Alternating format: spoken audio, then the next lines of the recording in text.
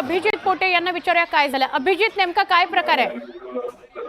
सुवर्णा, आपल्याला माहिती आहे की बच्चू कडूंचं गेल्या अनेक दिवसांपासून आमरण उपोषण जे आहे ते अमरावतीमध्ये सुरू आहे आणि गेल्या काही दिवसांपासून मुख्यमंत्री असतील किंवा इतर मंत्री असतील ते बच्चू कडू यांना समजवण्यासाठी, आंदोलन मागे घेण्यासाठी खरं तर सांगत आहेत, पण बच्चू कडू आंदोलनावर ठाम आहेत। शेतकऱ्यांची कर्ज माफी करावी अशी मागणी बच्चू कडूंकडून केली जात होती आणि त्यानंतर खरं तर आता पाहतोय की शेतकऱ्यांनी मोठी घोषणाबाजी जी आहे ती केलेली आहे।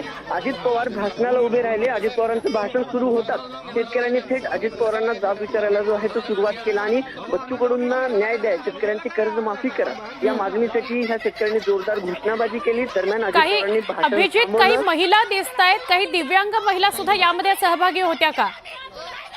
बच्चू कडूंची जी प्रहार संघटना आहे त्या प्रहार संघटनेच्या मार्फत ज्या दिव्यांगांना, पुण्यातल्या दिव्यांगांना ज्या संघटनेत आहेत हे बच्चू कडूंच्या, त्या दिव्यांगांची देखील मागणी होती। बच्चू कडूंच्या आंदोलनाला समर्थन देण्यासाठी आम्ही इथं आलेलो आहोत। दादांना, अजित पवारांना आम्ही जाब विचारायला आलेलो आहोत की शेतकऱ्यांची कर्जमाफी कधी होणार। अजित पवार त्यांना सांगितलं की पालकमंत्र्यांनी भेट घेतलेली आहे, स्वतः मुख्यमंत्री लक्ष ठेवून आहेत, मात्र या कार्यकर्त्यांकडून जोरदार घोषणाबाजी जी आहे ती करण्यात आली। दरम्यान पोलीस देखील या तिथं दाखल झाले, पोलिसांनी या सगळ्या कार्यकर्त्यांना बाहेर काढलं। आपल्याला माहिती आहे की मोठा कार्यक्रम होता, स्वतः शिक्षण मंत्री असतील दादा भुसे, त्यानंतर अजित पवार असतील, जिल्हाधिकारी असतील, सर्वच जे नेते आहेत ते इथे होते, आमदार होते।